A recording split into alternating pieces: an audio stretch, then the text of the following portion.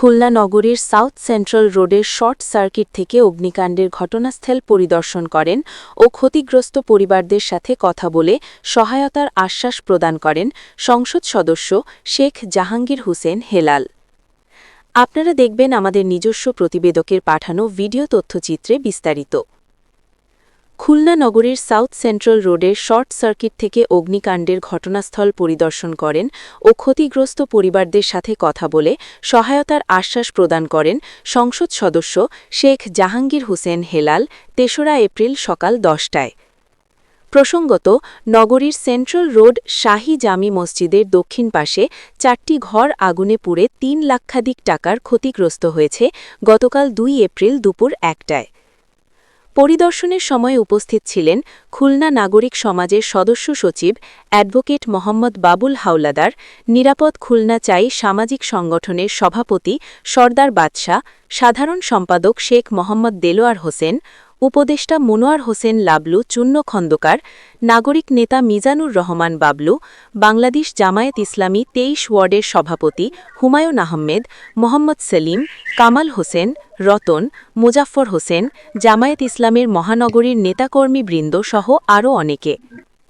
পরিদর্শনের সময় অগ্নিকাণ্ডের ক্ষতিগ্রস্ত বাড়ির মালিক সিদ্দিকুর রহমান, বাড়ির ভাড়াটিয়া হিমাংশু কুমার মণ্ডল, মাকসুদা বেগম, সিরিনা বেগম, এনামুল হককে আর্থিক সাহায্য করার জন্য সিটি কর্পোরেশনের প্রশাসক, খুলনা জেলা প্রশাসক পরিষদ, বিভিন্ন এনজিও সংস্থা, সামাজিক সংগঠন সহ সবাইকে সাহায্য করার জন্য এগিয়ে আসার অনুরোধ জানান। এ সময় ঘটনাস্থল পরিদর্শন করার সময় বলেন, কালকে যখন সকালবেলায় আমি ৯টার দিকে এখান থেকে বের হয়ে গেছি, বের হয়ে যাওয়ার পরেই এই আপা, এই শিরিনা আপা বলছে কি, দাদা আপনি বাড়ি থেকে তালা দিয়ে যান। বলছে কেন, তুমি তখন না দিয়ে যান, বলা যায় কি হচ্ছে এটা কখন কি এসে বসে। এখন আমি চলে গেছি মতো অবস্থায়, আমি ওই কোর্টে ওখানে ১:৩০টার দিকে ভাইজান ফোন করছে যে দাদা আপনি বাসায় চলে যান, না বাসায় আগুন লেগেছে। আমি এসে দেখি ফায়ার সার্ভিসটা এসে এখানে অবস্থান করছে এবং সবাই মানে আপ্রাণ চেষ্টা করছে বাড়ি নিবানোর জন্য, কিন্তু আগুন নিয়ন্ত্রণে আনতে পারতেছে না। চারিদিকে মানে লোকজন ছোটাছুটি, এমতো অবস্থায় এখানে আমি ঢুকলাম, ঢুকে দেখি এত পরিমাণে আগুনের লেলিন শিখা, যেটা খুব ভয়াবহ এবং ঢোকাই যাচ্ছে না। তারপরেও সবাই আপ্রাণ চেষ্টা করে পানিটা দিয়ে নিয়ন্ত্রণে আনার চেষ্টা করছে। তার ভিতরে দেখি মানে কোথাও কিছু নেই, শুধু আগুন আর আগুন, আগুনের আগুন। তারপর প্রায় ১-১.৫ ঘন্টা লেগেছে এটাকে আপনার নেওয়াতে। তারপরে নিভালো, তারপরে দেখি এর ভিতরে আর কিছুই নাই, সব পুরো শেষ। ৪টে পরিবার এখানে ছিলেন। এই পরিবারগুলো অত্যন্ত গরিব ছিলেন, ওনারা খেটে খাওয়া মানুষ ছিলেন। একজন চা বিক্রেতা, একজন রিক্সা চালক, একজন দিনমজুর, একজন মানুষের বাড়ি কাজ করতেন। আসলে এনারাই ছিল ৪টে পরিবার এখানে। আসলে এনাদের এখন পরনের কাপড় ছাড়া কিছুই নেই, কিছু ছিল, কিছুই নেই, তো খালি করুন কাপড়। আমার মনে হয় যে এই যে বিপদ, এই বিপদ থেকে খুবই দ্রুত সময়ের মধ্যে ওভারকাম করতে পারে যদি আমরা সবাই মিলে পাশে দাঁড়াই। সেই কাজটাই আমাদের করা দরকার। শুধুমাত্র আমরা আসলাম, গেলাম, সান্ত্বনা দিলাম, পরিদর্শন করলাম, এটা দিয়ে তো সমাধান হবে না। তো এই ফ্যামিলিগুলো আমরা একটু চেষ্টা করব যে কি অবস্থা এখন আছে, আমরা দ্রুত সময়ের মধ্যে যদি তাদের কোনো ব্যবস্থা এই সময় আমরা করতে পারি চেষ্টা করব। কিন্তু আমরা আবারও বারবার বলছি যে জেলা প্রশাসন, জেলা পরিষদ, সিটি কর্পোরেশনের প্রশাসক মহোদয়ের আমরা দৃষ্টি আকর্ষণ করছি এবং যারা বিত্তবান মানুষ আছেন তাদেরও দৃষ্টি আকর্ষণ করছি।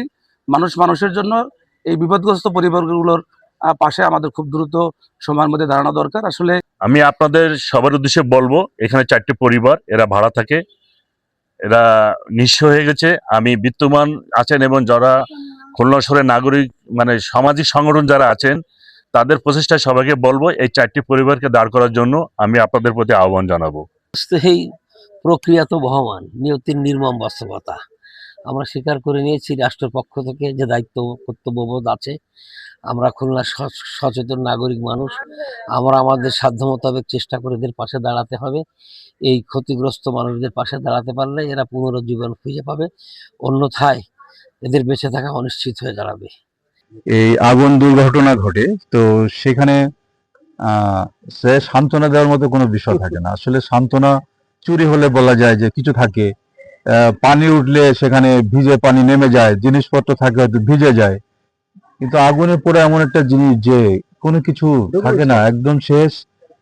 কোনো একটা জিনিসের আপনি যদি অস্তিত্ব খুঁজে পান তাছাড়া পুরো অবস্থা পাবেন, পুরার পরের যে অংশটা সেটা আর কাজে লাগে না, সে খাট হোক একটা টিভি হোক। তো এখানে সান্ত্বনার কিছু নেই, এখানে কোনো ভাষা দিয়ে বোঝানো যাবে না। তবে ও মন না চাইলেও মানতে হবে সবার, ঘটনা তো ঘটে গেছে। সেই মানাটা হচ্ছে এই যে এটা সান্ত্বনা এবং এটা বাস্তবতা, আল্লাহ তাআলার ভিতরে হয়তো কোনো কল্যাণ রেখেছেন। এই মুহূর্তে সাময়িক ক্ষতি, এই ক্ষতি এটা সাফার করতে হবে। আমরা যারা আশেপাশে আছি মানুষ, সামাজিকভাবে যেহেতু বসবাস করি, সামাজিক জীব, এখানে সামাজিক সৌহার্দ্যতা থাকে, সেই জায়গা থেকে সবাই মিলে পাশে দাঁড়ানো।